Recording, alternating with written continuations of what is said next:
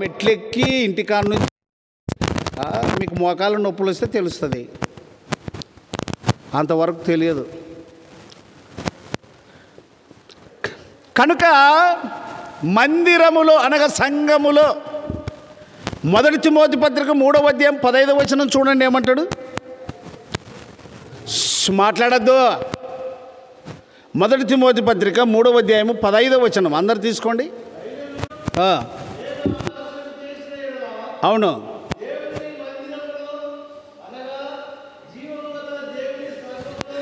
దేవుని మందిరములో చూడి దానిలో చూడాల మాటలు దొరికింది దానికి. మొదటి తిమోతి 3వ అధ్యాయము 15వ వచనం కింద ఇక్కడ తట్టు.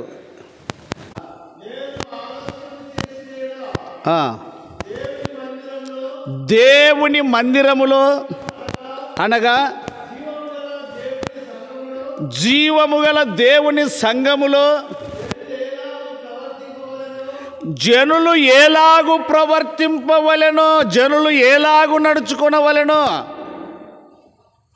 చదువు.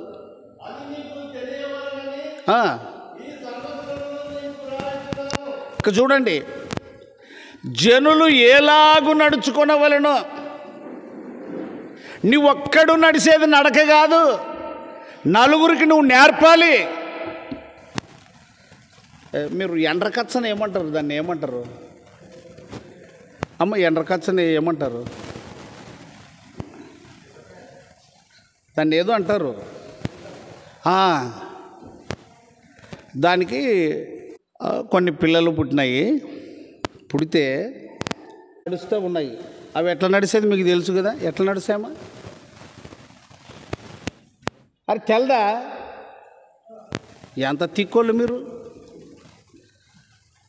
అడ్డంగా నడుచుకుంటూ పోతాయి, రట్మన్న అడ్డంగా నడుచుకుంటూ పోతాయి. ఆ తల్లి అట్లా కాదు ఇట్లా రండి అనేది, సరిగా నడండి అని చెప్పేది యాది తల్లి. అవి మళ్ళీ నడుచుకుంటూ పోతే అట్లా కాదు మరి రండి అనేది, ఇప్పుడు సరిగా నడండి అనేది. ఇట్లా ఒక 7-8 సార్లు తిప్పలు పెట్టింది వాటిని. అవన్నీ మాట్లాడుకొని ఊక మనమ్మనే నడమంటే వచ్చినాయి. అమ్మా మాకు నడిచేకి రాదు, నువ్వు ముందర నడిపి, నువ్వు నడుచు మా ముందర, తర్వాత నిన్ను చూసి మేము నడుస్తాం. ఆ పిల్లలు ఎట్లా నడిచిందో ఇది అట్లే నడుస్తుంది. అడ్డం ఇట్లా మన బ్రతుకు అంతే.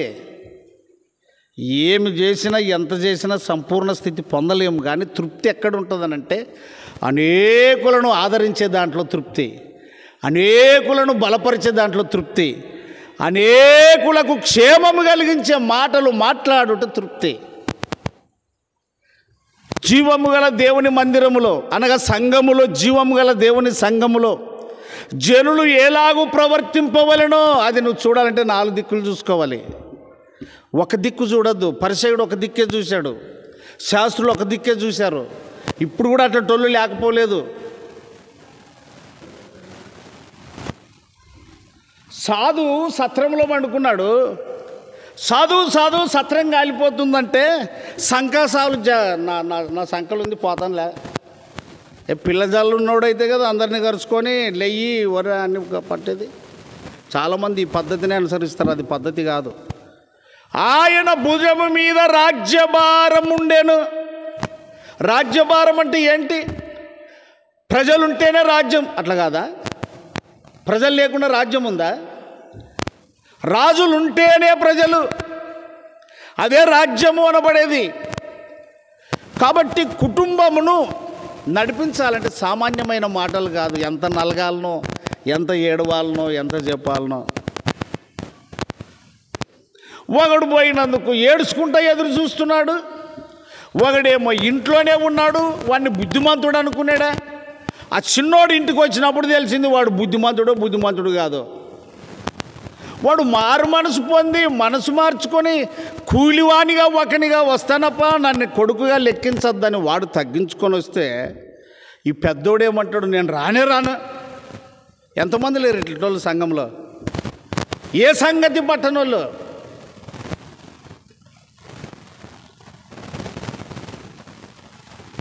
కుటుంబం అంటే మాటలు కాదు.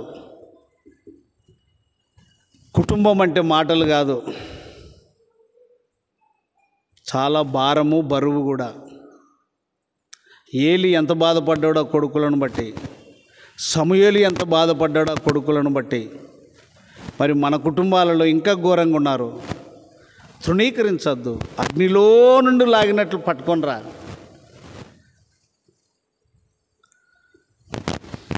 ఇప్పుడు తరం ఎటువంటిదో తెలుసా? ఇప్పుడు తరం న్యాయాధిపతులు చూడండి. న్యాయాధిపతులు యెహోషువ అయిన తర్వాత న్యాయాధిపతులు 2వ అధ్యాయము. యెహోషువ అయిన తర్వాత న్యాయాధిపతులు 2వ అధ్యాయము.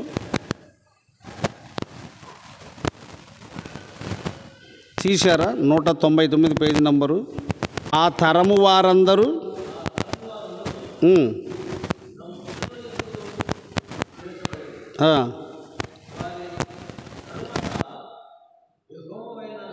యెహోవానైనను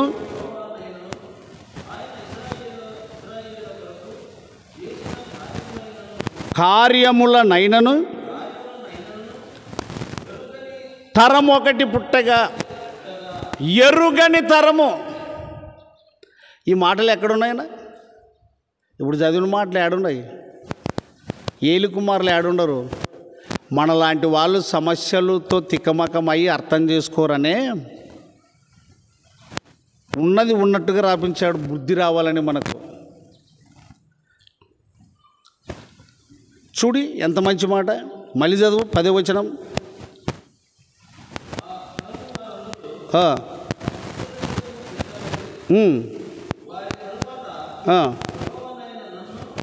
యెహోవానైనను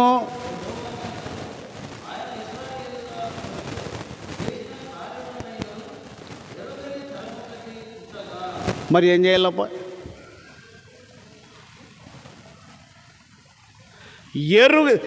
పితరులకు చేయబడిన కార్యములను ఎరుగని తరం.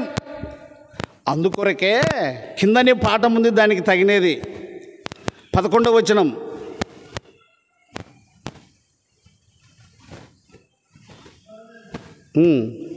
సరేలే, ఆలస్యం అవుతుంది, వాటి వరకు చాలు. కొంతమందిని బ్రతకనిచ్చినాడు శత్రువులను దేవుడు, వీళ్ళు కొన్ని విషయాలు నేర్చుకోవడానికి.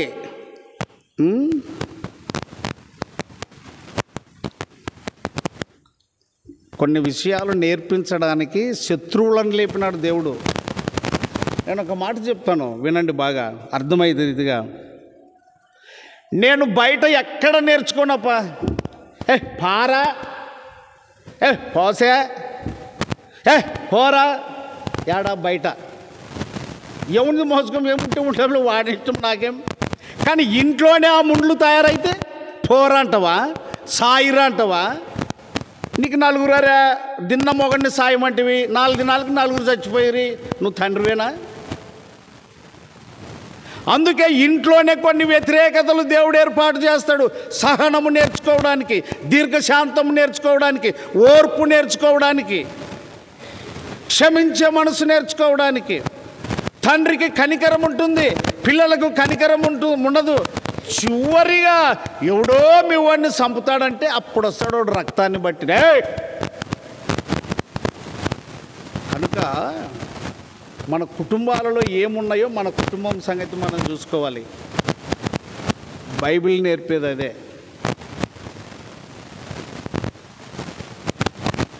నేను ఒకరిని గురించి మాట్లాడేది సులభం అండి. నా కుటుంబ పరిస్థితి నేనంటాను, కేజీ రాయి బరువా, అర్ధ కేజీ రాయి బరువా? మాట్లాడాలి గట్టిగా. రాయి బరువు నీది అర్ధ కేజీ అంటే ఉండవచ్చు, దాన్ని పట్టించుకో. పక్కోంది కేజీనే పట్టుకొని ఉలికులికి చేస్తుంటావు, ఎలికెలికి చేస్తుంటావు. అది సరికాదు. ఆ తరము వారందరూ చనిపోయిరి. ఇశ్రాయేలీయులకు దేవుడు చేసిన కార్యములను గ్రహింపని తరం ఒకటి పుట్టగా యెహోవాను ఎరుగని తరం. 1 సమూయేలు 25 చూడండి. తీశారా? 1 సమూయేలు 25 10వ వచనం నుంచి చదవనా? నాబాలు ఏమంటున్నాడంటే, ఇక చూడి, దావీదు ఎవడయ్యా? దావీదు ఎవడు? నేను ఈయనకే మీకు ఎక్కడి నుంచి అయితే అర్థమవుతుందంటే ఆ మాట అది చదవాలి అని అంటే చూడండి, 4వ వచనం నుంచిరా. కర్మేలులో మేము ఉన్నప్పుడు నీ గొర్రెల కాపులు రాయి వండుకుంటే మేమే కావిలి కాసినాము. దొంగ రాలే, సింహం రాలే, తోడేలు రాలే, అన్నిటికి కావలి ఉన్నాం. నువ్వు గొర్రెబొచ్చుగా తిరిగికి వచ్చినావు కదా, శుభదినము మేము వచ్చినాము, మాకు ఏదన్నా విందు చేసుకుంటాము, మాకు ఏదైనా పంపియ్యానంటే అప్పుడు ఆయన అంటున్నాడు 10వ వచనంలో ఏమని చదువు.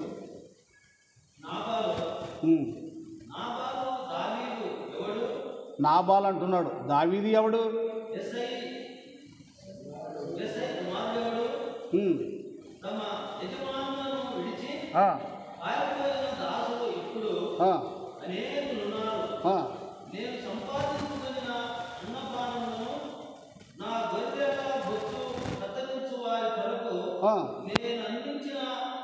నేను వధించిన పశుమాంసమును ఎరుగని. చాలు, ఎంత కఠినమైనవండి మాటలు.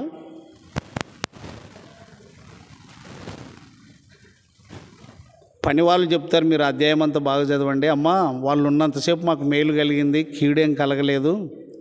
మన యజమానుడు బహు పనికిమాలినోడు, బహు కఠినుడు, ఎవరిని మాట్లాడనియడు అని. నేను ఎందుకు చెప్తున్నాను ఈ మాటలు అంటే, కృతజ్ఞత లేని బ్రతుకుండకూడదు. దావీదు ఎవడు? యెస్సై కొడుకు ఎవడు? ఆ పెద్దలకు చేసింటారులే, మాకొచ్చిందేమి? ఇట్లా మాట్లాడేటోళ్ళు నడినెత్తికి కన్నులు వచ్చిన తరం. నీ కొడుకులు ఏ తప్పు చేసినా నీకు ఎంత ఇష్టమో అవతల కొడుకులు కూడా అంతే. కొన్నిసార్లు నీ కొడుకులు చేసిన తప్పిదాన్ని బట్టి ఎంత బాధపడతావో అవతల తండ్రి కూడా అంతే బాధపడతాడు. బాధపడాడనద్దు.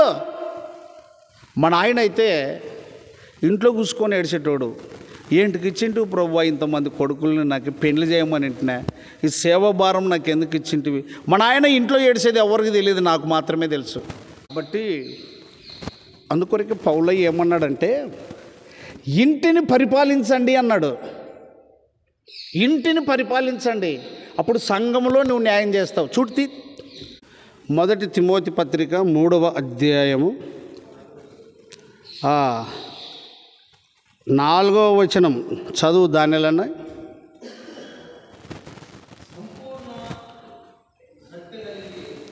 మాన్యత కలిగి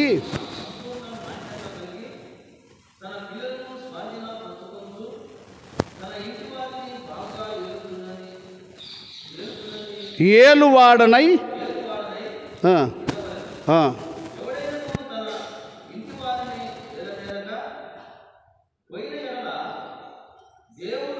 అతడు దేవుని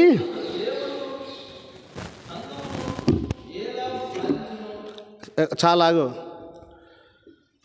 రట్మన్నా అదేం చూస్తా తలకాయ నేను ఏం చెప్తాను మీకు అర్థం కాదు. ఇను అది చూసుకుందా నీ బైబిల్ కదా, ఎక్కడ పోదు వినండి.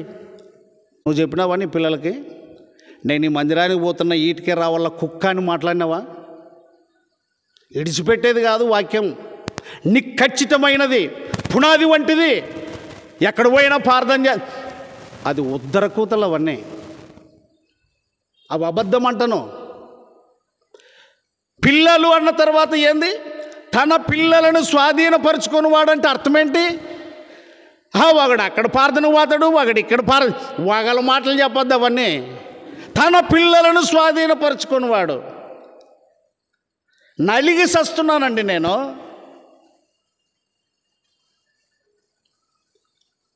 ఎక్కడో ఏమ్రో విశ్వాసం ఒక్కటేనా? విశ్వాసం ఒక్కటేనా? దేవుడు ఒక్కడేనా? సంఘం ఒక్కటేనా?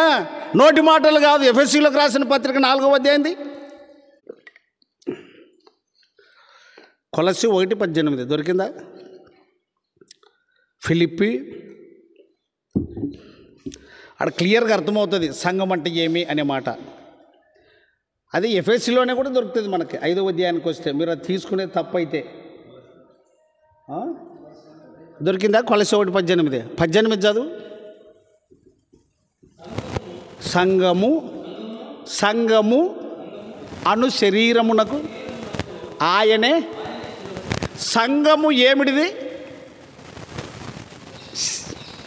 అక్కడ దాని పక్కలే ఉంది చూడి, సంఘము అను శరీరము. మనమందరం కలిసి శరీరం, క్రీస్తు యొక్క శరీరం. అదే ఎఫెసు పత్రికలోను మనం మాట్లాడింది 4వ అధ్యాయం 4వ వచనం పక్కలే. ఎఫెసు పత్రిక 4వ అధ్యాయం 4వ వచనం.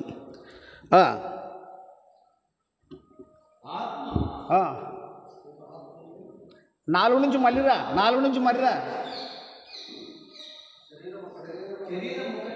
అంటే ఇది అర్థం కావాలి. ఇప్పుడు చదివితే కదా కొలసి 1:18 శరీరం ఒక్కటే అంటే నీకెన్ని శరీరాలు? ఒక శరీరానికి నాకు 4 తలకాయలు ఉండవు అనుకో,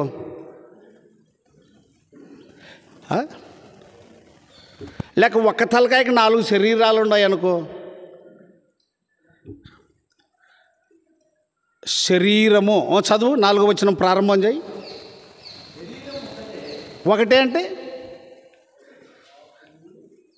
చదువు, ఇంకా చదువు, నిదానంగా చదువు, తొందర ఏం లేదు.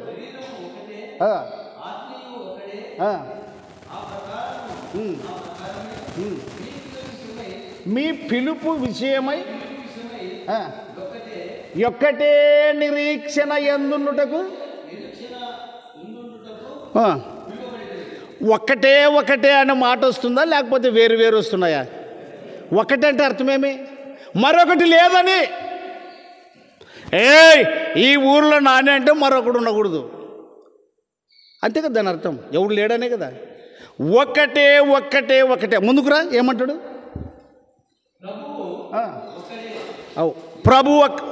ప్రభు ఒక్కడే అంటే దేవుడు. చదువు.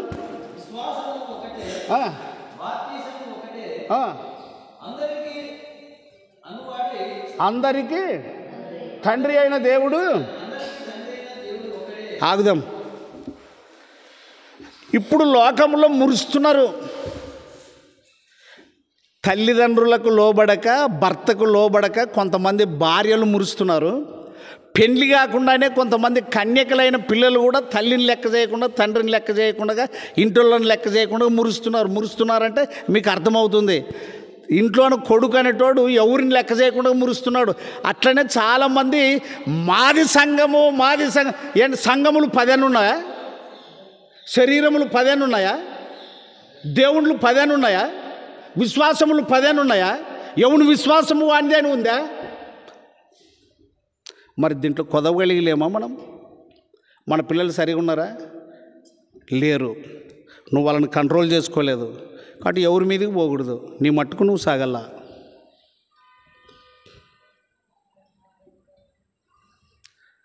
ఒకళ్ళొకళ్ళు బోధలు దండుకుండా వెళ్ళండి.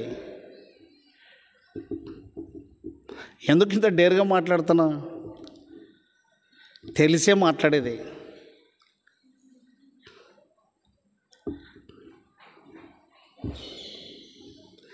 ఒక్కటే. ఇశ్రాయేలు ప్రజల్ని ఏమన్నాడు? నేను తప్ప వేరొక దేవుడు నీకు ఏ నామమున రక్షణ లేదు, ఈ నామమునని, యేసు నామముననే. నేను ఎందుకు చెప్తున్నాను ఇవన్నీ అంటే, చెప్పను కానీ గ్రహింపు కావడానికి చెప్తున్నాను. మన ఇంట్లో 190 బలహీనతలవే, మనం వాటిని కంట్రోల్ చేయలేదు. ఎవనంతకు వాడిపోతున్నాడు. ఇందులో మనం బలహీనులము. ఏ పిల్లల విషయంలో ఏ తండ్రి బలహీనుడో అట్లాగున్నే ఇంకో తండ్రి కూడా తమ పిల్లల విషయంలో బలహీనుడు. మనం ఏది మాట్లాడకూడదు. అందుకే ఇది ఇరుకు మార్గం. యెహోషువ మాట ఏం చెప్పాడు? నేను నా ఇంటి వారు యెహోవాను సేవిస్తామంటే ఆయన కుటుంబం ఆయన చేతిలో ఉంది. ఆ చెరసాల నాయకుడు తన ఇంటి వారందరితో ఆనందించను అంటే ఆ కుటుంబము రక్షణను అనుభవించింది. అందరూ అక్కడ ఒకే చోట కూడుకున్నారు. మన కుటుంబాలు అట్లా లేవే, ఒక్కొక్కడు ఒక తీరిపోతున్నాడు. అంత ఆరితేరినోళ్ళా? అంత పరిశుద్ధులా? అంత పవిత్రులా మీరు?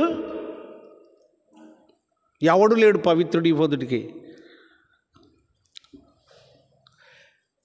నేను ఖైరవాలో ఉన్నప్పుడు నా వైపు చూడండి, నా వైపు చూడండి, మంచి యవనస్తుడు, బాగా పాటలు పాడతాడు. ఆయనది ఒక్కడు కాదు, ఎమ్నూరే, మీరు కూడా చూశారు.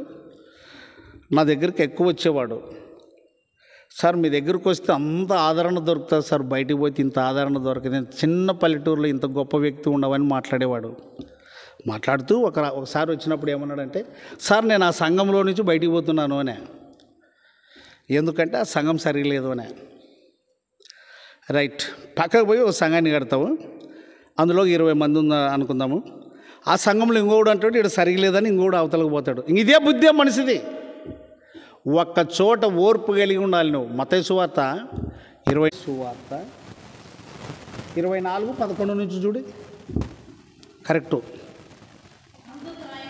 అక్కడ కాదు మా ఆడ చదువుతావు, పైకి రావాల. అక్రమము విస్తరించుట చేత ఆదమన్నా 12 మత్తయి సువార్త 12:20 చదువు, దానిలోనే చదువు. 11 నుంచి రండి. 24వ అధ్యాయము అన్న తీసుకున్నాడు.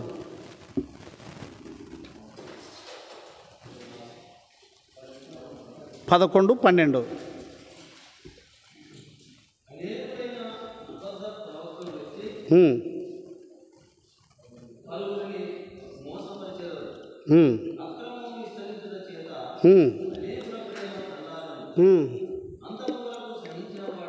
ఆగు, సహించుడంటే అర్థం ఏమిటి?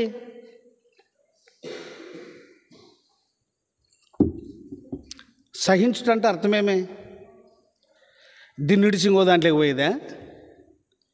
నువ్వు బాగలేనోడని నేను తప్పేసి నీ మీద పియ్య వేసి కాసి రాళ్ళేసి పక్క పోయేదా? అదేనా సహనం అంటే? మీరు యోబు యొక్క సహనమును గూర్చి వింటిరి అన్నాడు. ప్రభువు నామములో ఆయనకు వచ్చిన శ్రమలను బట్టి ఇంకెక్కడికి పోలే, అంత పోయినా కూడా ఆడ నిలబడ్డాడు. సహించుటంటే అర్థం ఏంటి?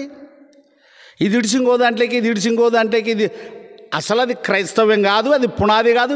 అట్లా పోయేటోడు నమ్మినోడే కాదు. మరొక మాటతో చెప్పాలంటే మీకు అర్థమయ్యేది చెప్తాను. నాయనా నాకు ఇంకో పెండ్లి చేయాలా, ఏమిరంటే అది నాకు సరిపోదు. యాది అంటే ఇప్పుడున్న పెండ్లాము సరిపోదు.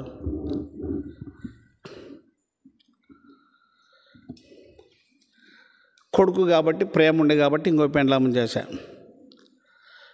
ఒక 6 నెలలు అయినాక నాయన ఈ పెండ్లాం సరిపోదు, నాకు ఇంకో పెండ్లాం చేయాలా.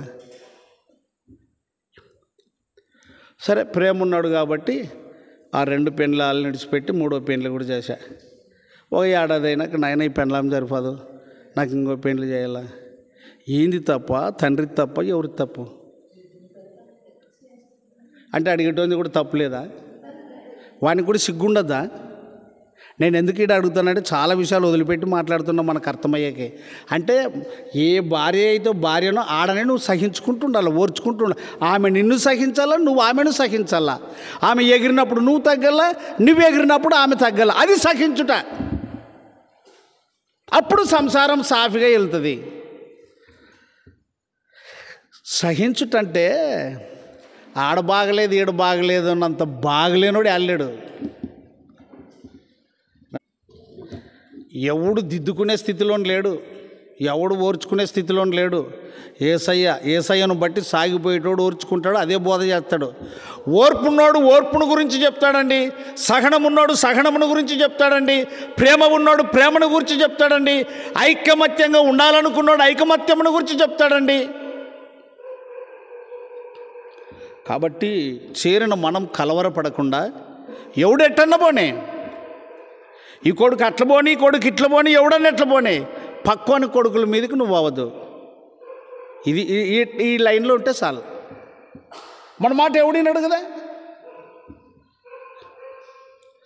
నిర్గమాకాండము ఒకటి చూసి ముగిస్తాను చూడండి. నిర్గమాకాండము మీరు తర్వాత చూసుకోవచ్చు, తర్వాత చదువుకోవచ్చు, చదవకూడదని కాదు. 5వ అధ్యాయం మొదటి నుంచి చదువు దానిలన్నా.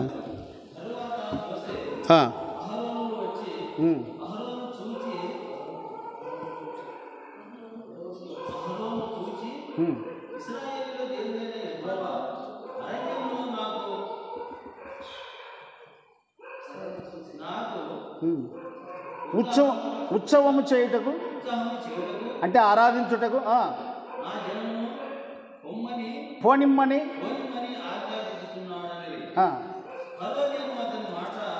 ఫరో అని ఆగు, ఫరో అను అటు కానీ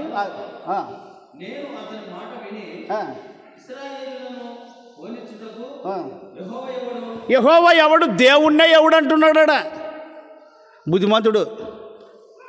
మోషే అహరోనులు పోయి ఏమయ్యా ఇశ్రాయేలీలను పంపి వాళ్ళు దేవుణ్ణి ఆరాధించాలి, దేవుడు చెప్పి పంపించినాడు అని అంటే ఫరో ఆ మాట విని యెహోవా ఎవడు, యెహోవాను ఎరగను. చూడ మాట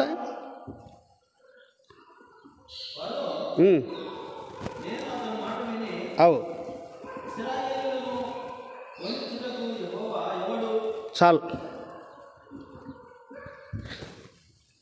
అందుకే ఇక్కడ చూడే ఇట్లాంటి మాటలు వస్తాయనే 40 ఏండ్లు గొర్రెలు అడవిలోని మేపించినాడు దేవుడు మోసేకి. నువ్వు నేర్చుకున్నా సహనమని 40 ఏండ్లు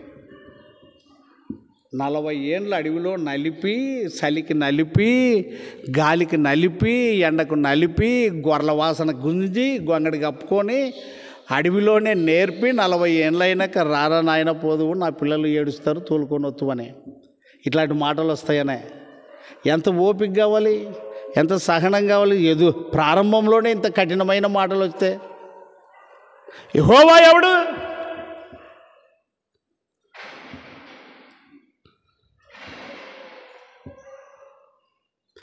కాబట్టి నేను మీకు ఇంకా అర్థమయ్యేది చెప్తాను. సుందరరాజు అని ఉన్నాడు, నీకు ఎంతమంది కొడుకులు? గట్టి చెప్పు. 2.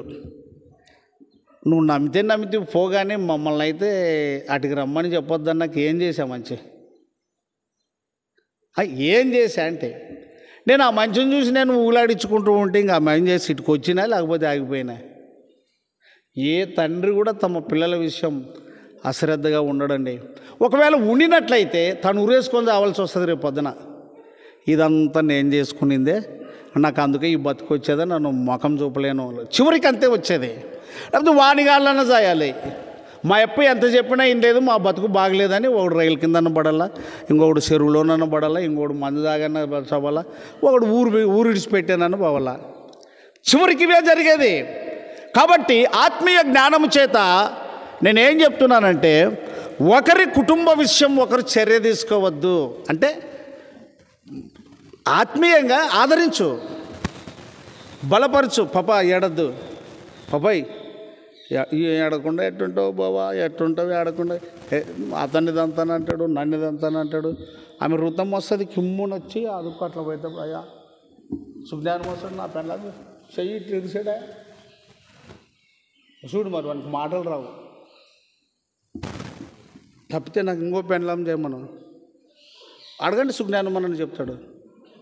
నన్ను నోటితోనే మాట కాదు, ఆ పిల్ల దొరకడమే గొప్పనికి, మళ్ళీ ఇంకో పెండ్లు అంటే ఇతనికి చక్కగా మాట్లాడతాడని అనుభవం ఉండాలండి మనకు. కడితే ఒక ఇంటిని కట్టాలి. ఒరే ఇక్కడరా, రే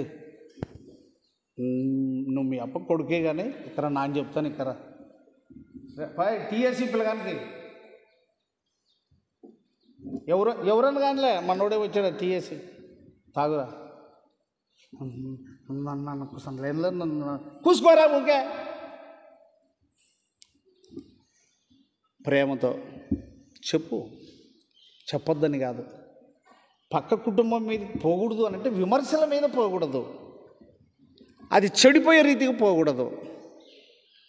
కట్టబడే రీతిగా, తండ్రికి లోబడే రీతిగా నీ కొడుకులు నీకు ఎలాగ లోబడాలని ప్రేమ చూపుతావో పక్కని కొడుకులు అతనికి లోబడేటట్టుగా మనం ఏర్పాటు చేసుకోవాలి.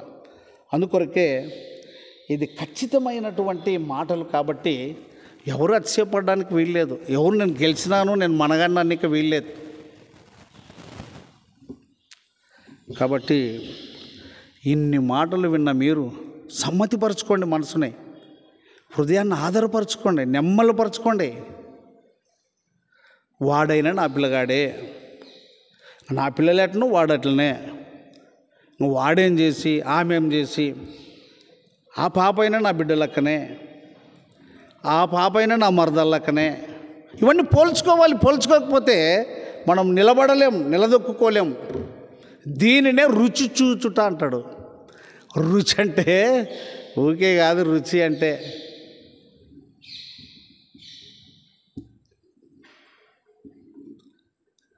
గొప్ప మనసు మనకు ఉండాలి. లోతు, ఎత్తు, పొడవు, వెడల్పు. సంఘం అంటే మాటలు కాదు, కుటుంబం కంటే భారమైనది. కుటుంబంలో ఒక కుటుంబంలో ఉంటే 3 ఉంటారు, ఒక కుటుంబంలో 4 ఉంటారు, ఒక కుటుంబంలో ఒకవేళ 8 మంది ఉంటారు. సంఘం అంటే ఎంతమంది? రకరకాల మనుషులు. నేను ఉండేది ఒకడు, మీరు 100 మంది అనుకో. ఎన్ని కళ్ళు? 200 కళ్ళు. ఎన్ని నాలుకలు? 200 నాలుకలు. ఎన్ని చెవులు? 400 చెవులు. ఎట్లా అనగబడ్డాలి తెలుసా? అబ్బో, 6 లక్షల జనాంగాన్ని నడిపించినాడండి. 40 ఏళ్ళు గొర్రెలు మేపేది నేర్చుకొని. చాలా కష్టం.